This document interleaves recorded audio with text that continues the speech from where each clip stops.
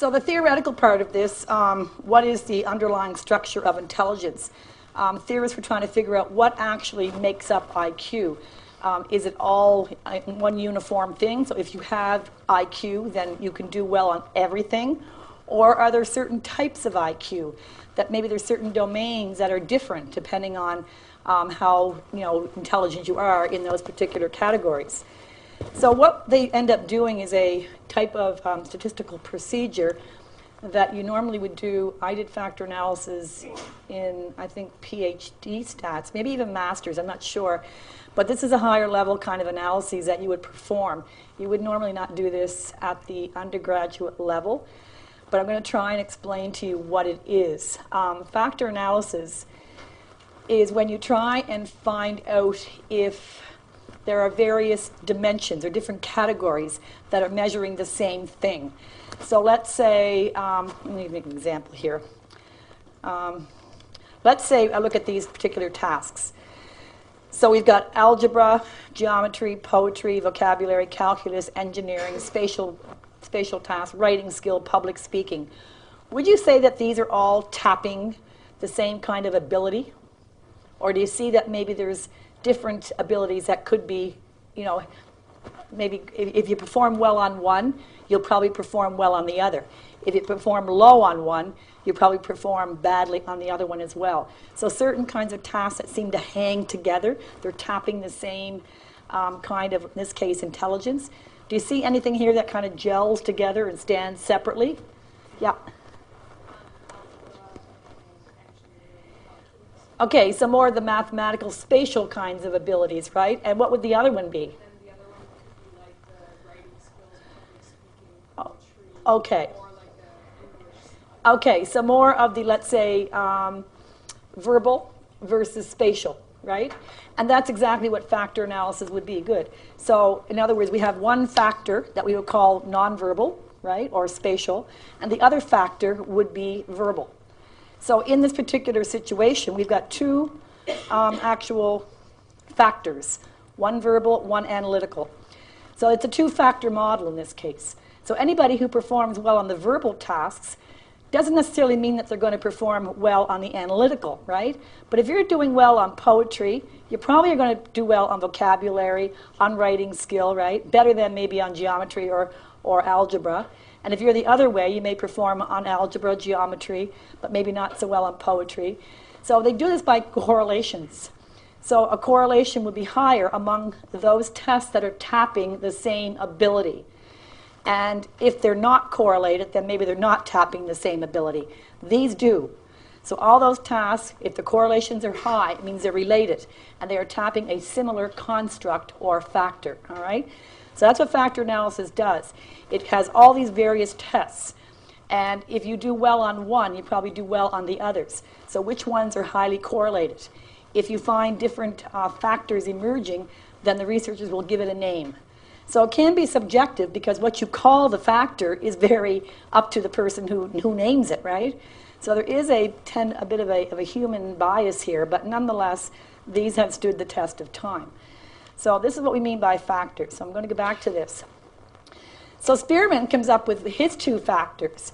And for Spearman, he believed that one factor was general intelligence. Basically, he called it G factor, or general intelligence. And for him, pretty much you either had it or you didn't. So people who had high G or high IQ would probably perform well on everything, right? Everything.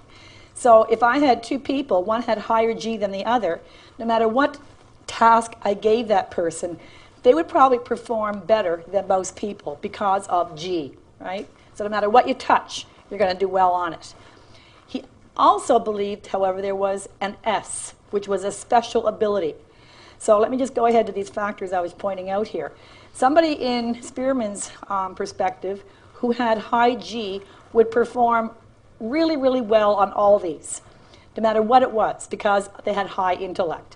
But there may be an S factor, a specific ability where they would excel. So maybe they're extremely well at algebra, right, and geometry. The rest of them, they perform better than everybody else, but this is their ultimate, that's their forte. So think of it like your courses. If you have high intelligence, your GPA is probably going to be higher than everybody else's, but you may have some core courses where you get the A plus. You excel in that all the time. The other ones you may have A minus, B plus, right?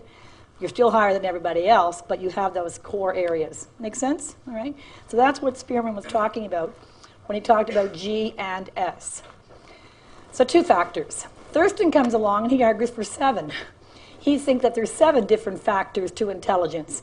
A verbal comprehension, verbal fluency, number, so spatial visualization, memory, reasoning, perceptual speed. Now, on an exam, let's face it, I'm not going to ask you what were the 7 primary abilities that Thurston required, right? This is just to show you how different researchers will come up with different factors. And every researcher, depending on the kinds of tasks that they use, and of course this population that they use, could have anywhere from 1 all the way up to, I think one researcher had 185 different factors.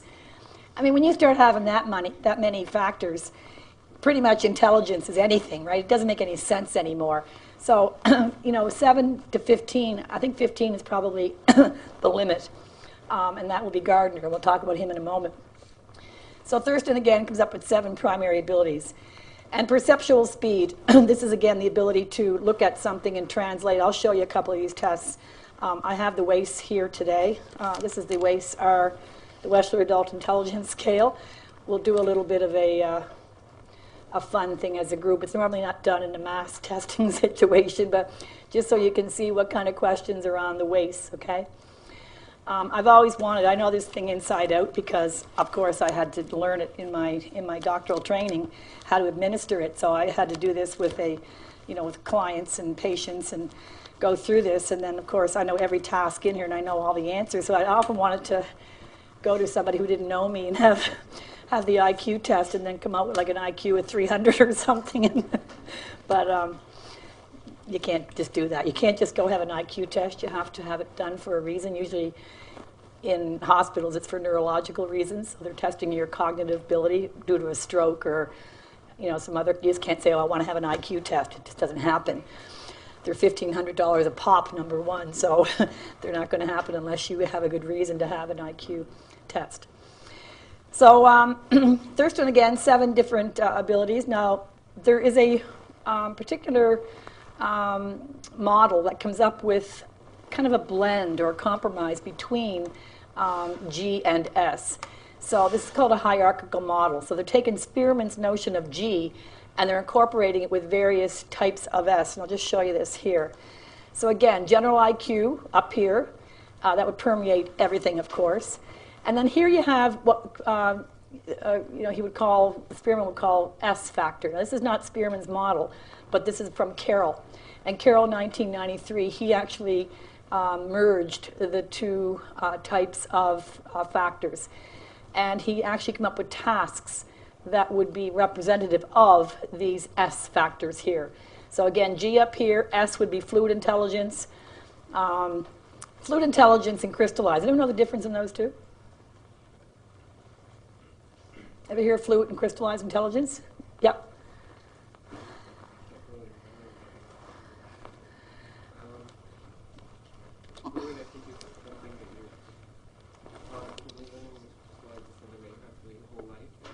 You're on the right track. You're absolutely on the right track. Help them out. Yeah, is it fluid? So you get, like, when you get older, you lose it for crystals and experience, or you add on to lose that? There is definitely an age component here. Fluid intelligence you lose as you get older. Crystallized remains intact. The reason being is fluid intelligence is pretty much your ability to process information really quickly. So on novel tasks. So let's say you go into a lab and you have to do a new kind of something, a procedure you've never seen before on a computer or putting something together. And there's no prior knowledge that can help you do this task. You have to learn it on the fly. So it's hands-on. And again, this requires a lot of neurons, a lot of ability to act and think quickly. So older people, of course, lose this ability due to death of neurons as you get older. It will be probably optimal when you're in your late teens, mid-20s, and then decline thereafter. Crystallized is more about general knowledge, facts, semantic knowledge that you've acquired over years. And this is pretty much resilient to decay as you get older. So this would be higher in older people and lower in younger people. So it's almost flips these two abilities. So this would be one of these specialized types of intelligence here, fluid and crystallized. General memory and learning, and again, I'm not going to go over all of them, visual perception, auditory perception, retrieval, cognitive speed. So again, I'll show you one of these tests that talks about perceptual speed or processing speed. Processing speed is, again, usually reaction time studies, where you sit in front of a computer and you have to make a decision between two things by hitting a space bar or a key, and of course record it in milliseconds. Based on what I just said, what kind of intelligence would that be, fluid or crystallized? Fluid, absolutely. Purely fluid, this one. So again, these are the kinds of S factors that Carroll came up with, and these are the kinds of tasks that would actually tap.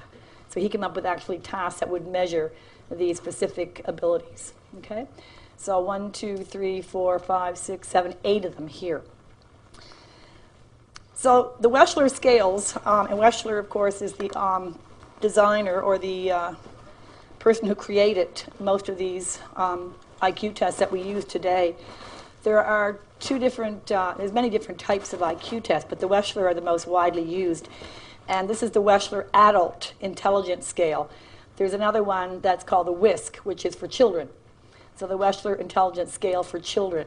It's similar in the kinds of categories that it tests, but of course the actual task would be much, watered down to accommodate a child's ability. So using factor analysis on this Wechsler scales, there do appear to be two major factors that are tested in these particular subtests, and they are verbal and nonverbal. So again, two factors on the weights. This type of IQ test, the WAIS, or all the Wechsler scales in particular, most scales today, most IQ tests, and most tests in psychology in general, adhere to what we call a psychometric approach. Now, Simon Binet, Terman did not use a psychometric approach. You would get your IQ based on your mental age, form a ratio, and that is your IQ, right? Psychometrics is different. Anyone know what a psychometric approach is? We talked about this in the very beginning of the course, actually, when we looked at the different types of methods. Anyone remember psychometrics and what it means? It means measuring, metric, the mind, psycho. So psychometric. And we're looking at deviation scores, how far someone's score deviates from the norm.